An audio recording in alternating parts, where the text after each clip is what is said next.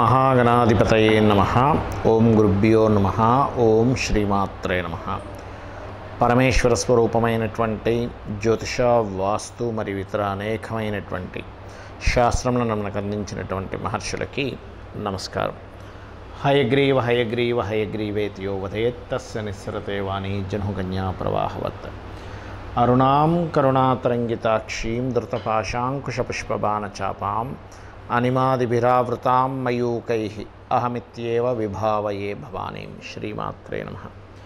ప్రేక్షకులకి ఆ లలితాంబిక అమ్మవారి యొక్క అనుగ్రహం పరిపూర్ణంగా కలగాలని మనస్ఫూర్తిగా కోరుకుంటూ, మనము ఈ ఉగాది నుంచి ఆల్రెడీ మనం ఆదాయము, వ్యయము, రాజ్యపూజ్య, అవమానం గురించి వాటి గురించి మాట్లాడుకున్నాము. అయితే ఈ ఉగాది నుంచి ద్వాదశ రాశుల వారికి కూడా, లేదా ద్వాదశ లగ్నాల వారికి ఏ విషయాలు చేయకూడదు, ఏ విషయాలు చేస్తే బాగుంటుంది, దేవతా ఆరాధన కానీ గోసేవ కానీ ఏం చేసుకోవాలి, అదేవిధంగా కొంతమందికి జాతకం ఉండదు, అలాంటి వారికి ఏ మంత్రం చేసుకోవడం ద్వారా అమ్మవారిది ఎటువంటి ఇబ్బంది నుంచి అయినా బయటపడతారు అనేటువంటి విషయాలు మనం ఇప్పుడు తెలుసుకుందాం.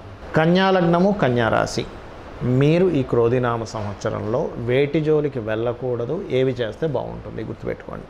ఇక్కడ ఏమిటి అంటే, ఒకటే గుర్తుపెట్టుకోండి, రాశిలో మీకు కేతు సంచారం జరుగుతుంది. అంటే ఏమిటి? వైరాగ్యకారకుడు, జ్ఞానకారకుడు, గొప్ప జ్ఞానాన్ని ఇస్తాడు, గొప్ప వైరాగ్యాన్ని ఇస్తాడు, ఇంట్రెస్ట్ లేని తత్వాన్ని ఇస్తాడు, అన్నీ ఆయనే. ఎందుకంటే మనకి ఇంట్రెస్ట్ లేనప్పటి నుంచే వైరాగ్యం నుంచి జ్ఞానం వస్తుంది. జ్ఞాన వైరాగ్య సిద్ధ్యర్థం అంటాం. అందుకే మనం జ్ఞానము వైరాగ్యము కలిసి ఉంటాయి. అవి వైరాగ్యం వచ్చినప్పుడే జ్ఞానం వస్తుంది. అలాంటి గొప్ప జ్ఞానం ఇచ్చేటువంటి కేతు మీ రాశిలో సంచరిస్తున్నాడు. కాబట్టి చేయకూడదు ముందుగా చెప్తాను నేను, మీకు గుర్తుపెట్టుకోండి. ఏమిటవి అంటే, లాంగ్ జర్నీస్ చేసేటప్పుడు చాలా జాగ్రత్తగా ఉండాలి. మీరు దూర ప్రాంతాలకు ప్రయాణం చేస్తున్నామండి, పెద్ద మొత్తంలో ధనం పట్టుకొని ప్రయాణం చేస్తున్నానండి, నగలు పట్టుకొని ప్రయాణం చేస్తున్నానండి, చాలా జాగ్రత్తగా కేర్గా ఉండండి. ఇప్పుడు నేను ఈ ప్రయాణం చేయడం ఇలాగే పాసిబులా, ఇంకేదైనా త్రూగా నేను వెళ్ళొచ్చా, what is the safety precautions ఏమిటి, ఈ పెద్ద మొత్తంలో ధనము, నగలు ఇట్లాంటి ప్రయాణం చేసేటప్పుడు. రెండవది ఏంటంటే, ఏమాత్రం మీకు నర్వ్ రిలేటెడ్, స్కిన్ రిలేటెడ్ సంబంధించింది ఏమాత్రం మీకు దీనివల్ల నాకు ఇబ్బంది వస్తుందని అనిపించినా జాగ్రత్తగా మీరు వెంటనే చెకప్ చేయించుకొని దానికి సంబంధించి చేసుకోండి. సింపుల్. అలాగే మరొకటి ఏమిటంటే, ఇక్కడ హయ్యర్ ఎడ్యుకేషన్ రిలేటెడ్ సంబంధించిన విషయంలో ఉన్నత విద్యలు అంటూ ఉంటారు చూసారా, ఉన్నత విద్యల కోసం కొంతమంది వేరే రాష్ట్రాలకి, వేరే దేశాలకు కూడా వెళ్ళిపోతారు. వెళ్ళిపోయిన తర్వాత అక్కడ వాళ్ళకి కొంత అన్ప్లాన్డ్గా వెళ్ళడం వల్ల ఇబ్బంది వస్తుంది. కాబట్టి హైయర్ ఎడ్యుకేషన్ కోసం దూర ప్రాంతాలకు వెళ్ళేటప్పుడు ప్లానెడ్గా, ఒకవేళ ఈ సమస్య వస్తే నేను ఎటువంటి ప్రికాషన్స్ తీసుకోవాలి, ప్లాన్ ఏ, ప్లాన్ బి కూడా పెట్టుకోండి. దూర ప్రాంతాలకు జర్నీ చేసేటప్పుడు, హైయర్ ఎడ్యుకేషన్ కోసం వేరే దేశాలకు కావచ్చు, వేరే రాష్ట్రాలకు కావచ్చు వెళ్ళేటప్పుడు, లేదా ఒక్కోసారి ఇంట్లో తండ్రి గారి యొక్క ఆరోగ్యం బాగోదు, అలాంటిది ఏదన్నా సరే కొంచెం జాగ్రత్తగా చూసుకోండి. ఇవి ముఖ్యంగా గుర్తుపెట్టుకోండి. మరి మీకు కలిసి వచ్చేవేమిటి? ఎప్పటి నుంచో చూడండి, ఏమండి నేను ఒక ప్రయత్నం చేస్తున్నాను, నాకు కాలం కలిసి రావట్లేదు అంటూ ఉంటారు.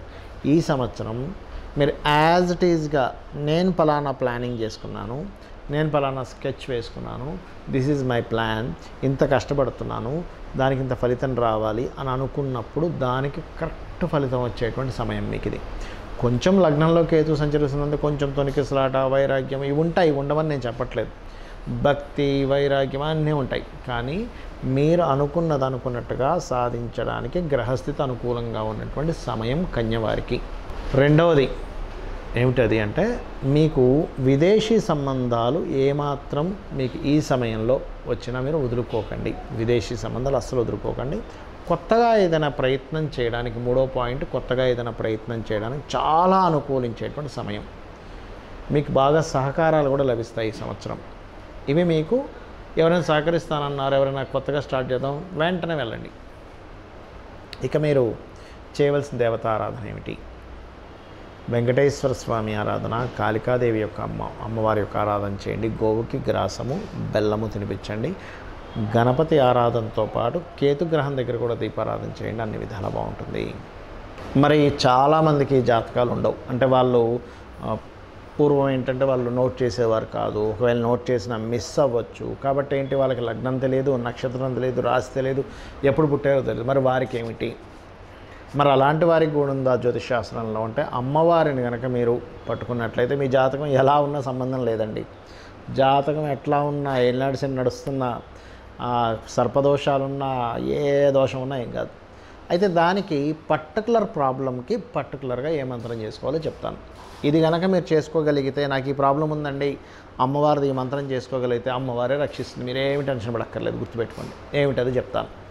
ఒకటి, మీకు మీరుగా ఎదగలేకపోతున్నారు అనుకుందాం. కాసేపు ఎన్నో సంవత్సరాల నుంచి ఇదే ప్రాబ్లం అండి నాకు అని అనుకున్నప్పుడు మీరు చేయవలసింది ఏమిటి అంటే, ఒకటే గుర్తుపెట్టుకోండి, రక్షణ కావాలి. ఎదగాలంటే ఎవరు కావాలి? ఇప్పుడు చూడండి, ఎవరినైనా ఒక పెరగాలి, విశ్వంలో చూడండి, ఒక పక్షి, చిన్న పిల్ల పక్షి పెరగాలంటే ఏంటి, తల్లి ఫీడింగ్ ఇస్తూ ఉంటుంది. జీవుల్లో కూడా మనుష్యుడు కనుక ఒక స్టేజ్ వరకు రావాలంటే తల్లి నిత్యము చూసుకుంటూ ఉంటుంది. అంటే ఏంటి, శ్రీమాత్రే నమః, ఇది చేసుకోండి చాలు, ఇంకేం అక్కర్లేదు. మీకు ఒక రక్షణ ఏర్పడుతుంది. సరేనండి, పెరిగాను, నాకు ఇక్కడ మరి సంపాదన కావాలి కదండి అన్నప్పుడు ఒకటే గుర్తుపెట్టుకోండి, ఓం ధర్మాధార ధనాధ్యక్ష ధనధాన్య వివర్ధిని, ఈ మంత్రం చేసుకోండి చాలు. లేదు, ఓం సంపత్కరై సమారూఢ సింధుర వ్రజసేవితాయ నమః, ఏ మంత్రమైనా గుర్తుపెట్టుకోండి. మినిమం 40 మినిట్స్ చేయాలి మినిమం. ఇంకా మ్యాక్సిమం మీ ఇష్టం, మీ భక్తి మీ ఇష్టం, మీ యొక్క భక్తి అంతా కూడా గుర్తుపెట్టుకోండి. అలాగే మరి నాకు నేను ఏ మాట మాట్లాడినా నాకు మిస్కమ్యూనికేషన్స్ అవుతున్నాయండి, నాకేంటో అర్థం కావట్లేదు, సహకరించే వాళ్ళు లేరు, నాకు అసలు బ్రతకాలం లేదు, ఎవరితో మాట్లాడినా ఎవరిని కదిపినా నా తప్పు చూపిస్తున్నారు, మరి దీనికి ఏమిటి అంటే, దీనికి అద్భుతమైన మంత్రం ఉంది లలితా సహస్రనామాల్లో. అదేమిటి అంటే, ఓం కర్పూర వీటికామోద సమాకర్ష దిగంతరాయై నమః. రైట్. మరి కొంతమందికి ఇల్లు కట్టుకుందాం అనుకుంటారు. మరి ఈ సంవత్సరమైనా అవుతుందో లేదో, కనీసం ఇల్లు కట్టుకోగలనో లేదో, స్థలం కొనుక్కోగలనో లేదో, మరి ఇంట్లో ఏదో వాస్తుదోషం ఉందండి, దీని పరిస్థితి ఏమిటి, నాకు ఎట్లాగో ఈ సంవత్సరం ఎలా గడవాలి, నాకు అర్థం కావట్లేదు అనుకున్నప్పుడు ఒకటే గుర్తుపెట్టుకోండి, ఇంట్లో వాస్తుదోషం ఉందనుకోండి, మణిద్వీప వర్ణన చదివిపించండి. మీరు చదవలేరు, కనీసం వినండి, సరిపోతుంది. లేదు, ఇల్లు కట్టుకోవాలనుకుంటున్నాను, ఇంట్లో ఉన్న దోషాలు కూడా పోవాలనుకుంటే ఒకటే గుర్తుపెట్టుకోండి, ఓం వదనస్మర మాంగళ్య గృహతోరణ చిల్లికాయై నమః చేసుకోండి, సరిపోతుంది. ఒకవేళ మీకు సంతాన ప్రాప్తి కావాలి, ఏమంటే ఈ సంవత్సరమైనా నాకు సంతానం కలుగుతుందా, నా జాతకం తెలియదు, నా నక్షత్రం తెలియదు, అలాగా ఏం టెన్షన్ పడకండి. మీరు ఏం చేస్తారంటే, ఓం దిగంబర దిగంబర శ్రీపాదవల్లభ దిగంబర, లేదా దత్తాత్రేయ చరిత్ర పారాయణం చేయొచ్చు. కుక్కలకి, మీ వీధి కుక్కలకి బిస్కెట్స్, బ్రెడ్ ఏదైనా వేస్తూ ఉండండి. అలాగే దీనికి కూడా శ్రీమాత్రే నమః బ్రహ్మాండంగా పనిచేస్తుంది, ఎందుకంటే తల్లిదనం కావాలి కదా, అందుకని. అలాగే రుణాలు ఎక్కువగా ఉన్నాయండి, ఈ సంవత్సరమైనా తీరుతుందా లేదా, ఓం అపర్ణాయై నమః, అద్భుతంగా పనిచేస్తుంది. అలా కాదండి, నేను కొన్ని సంవత్సరాల నుంచి వెయిట్ చేస్తున్నాను, వివాహం అవ్వట్లేదు, కానీ నా జాతకం తెలియదు, ఎలాగా, జాతకంలో తెలిసినా కూడా ఎన్ని పరిహారాలు చేసినా అవ్వట్లేదు. భక్తిగా కనుక మీరు భక్తి శ్రద్ధలతో అమ్మవారిని తలుచుకొని, అమ్మ నాకు వివాహం అవ్వాలి, నువ్వు ఉన్నావు నాకేంటని చెప్పి మీరు కనుక చేయగలిగితే, మంత్రం ఏమిటి అని చెప్పి చూసుకున్నట్లయితే, కామేశబద్ధ మాంగళ్య సూత్రశోభిత కందరాయై నమః. మరొక కొంతమందికి వివాహం అయింది కానండి, మాటికి గొడవలు అవుతున్నాయి అన్నప్పుడు మీరు శివకామేశ్వరాంకస్త శివాస్వాధీన వల్లభాయై నమః చేసుకోవచ్చు. లేదా మందస్మిత ప్రభాపూర మజ్జత్ కామేశ మానస కూడా చేసుకోవచ్చు. అద్భుతంగా ఉంటుంది వాళ్ళ జీవితం అలా కనుక చేయగలిగితే. అలాగే మరి గండాలు ఉన్నాయండి, ఏం చేయాలి, నాకు ఫలానా గండం ఉందని చెప్పారు, ఆ గండం చెప్పారు, ఈ గండం, ఏం టెన్షన్ పడకండి, దుర్గా అమ్మవారు మిమ్మల్ని గండాల నుంచి బయటపడేస్తుంది. ఓం దుమ్ దుర్గాయ నమః గుర్తుపెట్టుకోండి. లేదా సుబ్రహ్మణ్యేశ్వర స్వామి అష్టకం చదువుకోవచ్చు. మరి నాకు మూలధనం లేదు, లేదా నేను ఒక ఉన్నత చదువులు చదువుదాం అనుకుంటున్నాను, అలాంటప్పుడు మీరు చేయవలసింది ఏంటంటే హయగ్రీవ స్తోత్రం, లేదా ఓం హయగ్రీవాయ నమః అనుకోవచ్చు. లేదా రాజరాజేశ్వరి అమ్మవారి యొక్క స్తోత్రం చేసుకోవచ్చు. ఇవి కనుక చేసుకున్నట్లయితే ఖచ్చితంగా బాగుంటుంది. మరియు దీంతోపాటు మరి ఉద్యోగం లేదండి, ఉద్యోగ ప్రాప్తి కావాలండి అని అనుకున్నప్పుడు ఒకటే గుర్తుపెట్టుకోండి, ఓం మాణిక్య మకుటాకార జానుద్వయ విరాజితాయై నమః. లేదు ఓం శ్రీమాత శ్రీ మహారాజ్ని శ్రీమత్ సింహాసనేశ్వరి నమః.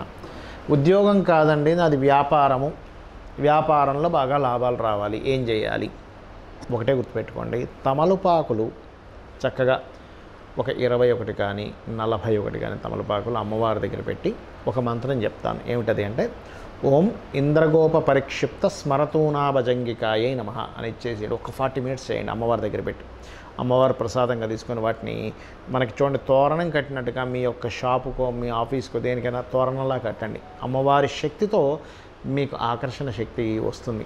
ఎన్ని రోజులు చేయాలి? మీకు అభివృద్ధి ఎంతవరకు అయితే అన్ని రోజులు చేయండి. అడగంగా మనకు ఆకలి వేసినప్పుడు ఎన్ని మెతుకులు తినాలండి? అడగంగా ఆకలి తీరే వరకు ఎలా తింటాం, ఇది కూడా అంతే. మరి నేను విదేశాలకు వెళ్దాం అనుకుంటున్నానండి, నా జాతకంలో ఉందో లేదో నా జాతకం తెలియదు, మరి ఏమిటి, ఏ శక్తి నన్ను విదేశాలకు పంపిస్తుంది? ఆంజనేయ స్వామిని కనుక నిత్యము 2 పూటలు కనుక మీరు హనుమాన్ చాలీసా చెయ్యగలిగితే ఖచ్చితంగా మీరు విదేశీ యోగం కలుగుతుంది. అందులో ఎటువంటి సందేహం లేదు. శ్రీమాత్రే నమః.